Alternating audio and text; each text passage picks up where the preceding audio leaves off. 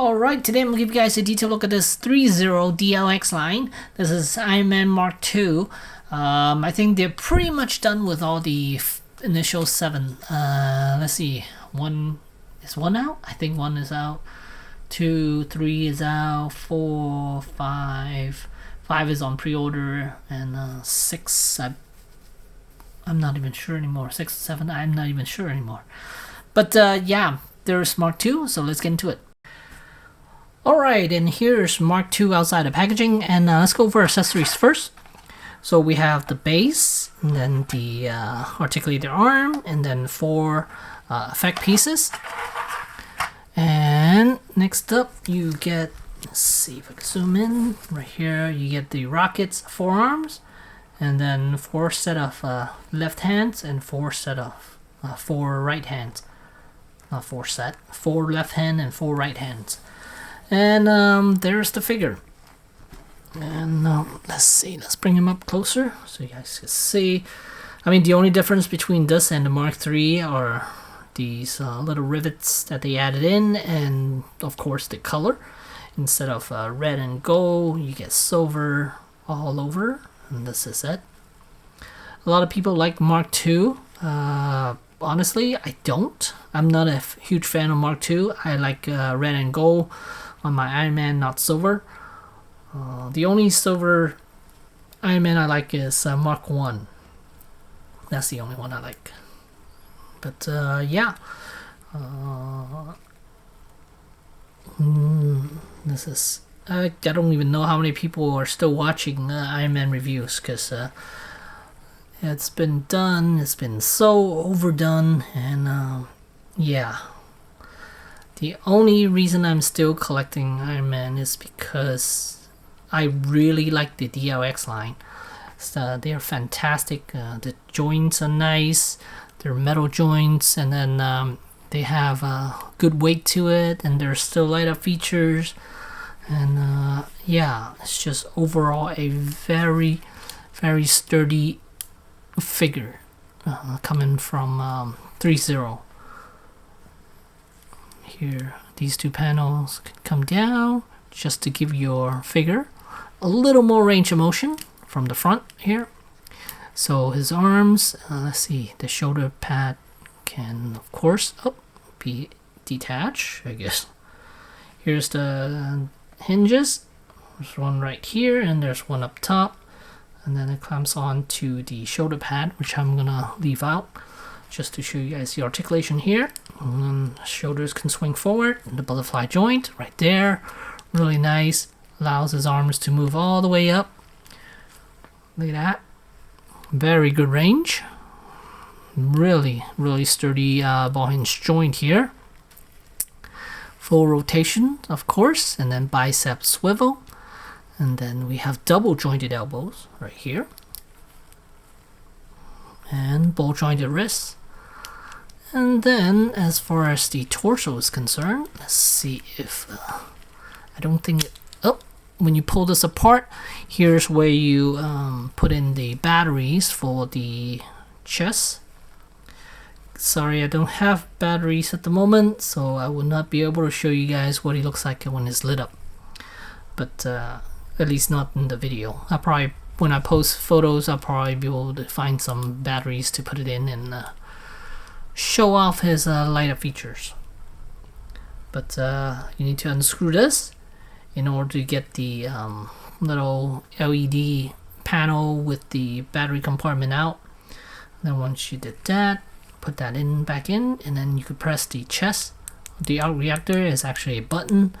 You press it, then his chest can light up. And then as for the head, I believe, let me see here. You have to take something off. Don't even remember anymore. Is it the chest plate? The face plate? No. I think you slide this off. Yeah. You slide this panel off. The helmet. This one right here. I can't get to it. So here you literally just slide this piece off right here. You opened up. There's the battery compartment. Put the batteries in, and then on the front here there's a little switch that you press down to light up these eyes. So I push this back in. That's how you close it back up, like that. And then there's the bottom half, so you kind of see the articulation here. It's a front and back. This is a metal piece. Here there's a hinge going forward and back. There's no, is there side to side on this joint here? No, there's no side to side here. And then there's another joint over here as well. It's also a forward and back joint. I thought there was side to side. Maybe it's just too stiff. Oh yeah, it's just really stiff, that's all. But here you could go side to side with this. And then as for the legs, are there any panels that open up? I believe the thigh piece can open up, and here you go. Move that out of the way to give them a little more range for the legs. And I believe the thigh can come down. Instead of having the drop down legs, they extend the thigh section, which is nice. I actually like this way more. I know it breaks the illusion of him at all, of the Iron Man, but I think I prefer that over the drop down hip section, because those are very iffy. And you could raise this leg up all the way, see, all the way past 90 degrees, a little past 90 degrees. And then here's the knee bend. And then there's ankle articulation. If you move some of these two panels out of the way, gives them a little more room. Here is a ball joint there. And then there's toes articulation as well. So of course, he could do a landing pose without any issues whatsoever.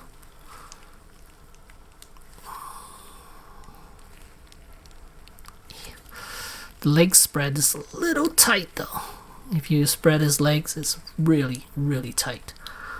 But yeah, but you could definitely have him do a landing pose with no issues whatsoever. Push him back in, so something like that along this line here. Move that shoulder pad out of the way before it scratches the torso section. And okay, so actually I would have to mess around with it a little bit more in order to get him to do a nice landing pose, but you kind of get an idea. And his head could look up a little bit more. So yeah, something along that line. So here you can see got him doing a landing pose, but unfortunately his head is not looking up. That's a shame. But he is very capable of doing a landing pose. Sorry about that. But his legs spread apart a little bit. I don't want it scratching the inner the crotch section, so that's why I left it out a little spread apart. But you get the idea. Really cool figure. Definitely a really nice Iron Man figure. Right, so you want to give him forearm rockets, then take this piece out, and then it's just a matter of making sure this is the correct size, correct side of this rocket. So there you go, right there, forearm rocket, pretty. And I guess if you could rotate this arm a little bit upward, that'll be better. So now he's looking straight, pointing this thing straight out.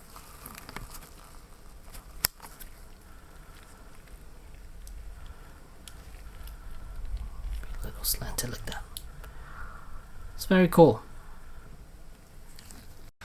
So there you have it. There's the Iron Man Mark II from Threezero. Honestly, the figure is really nice. If this is your favorite armor, then you're gonna love it. But if you are just a casual Iron Man fan, you just want to pick one up, I wouldn't pick up Mark II.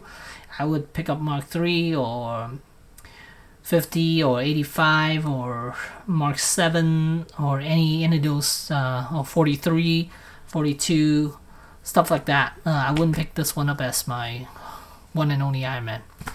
So there you go. There's a Threezero DLX Iron Man Mark II. Thanks for watching.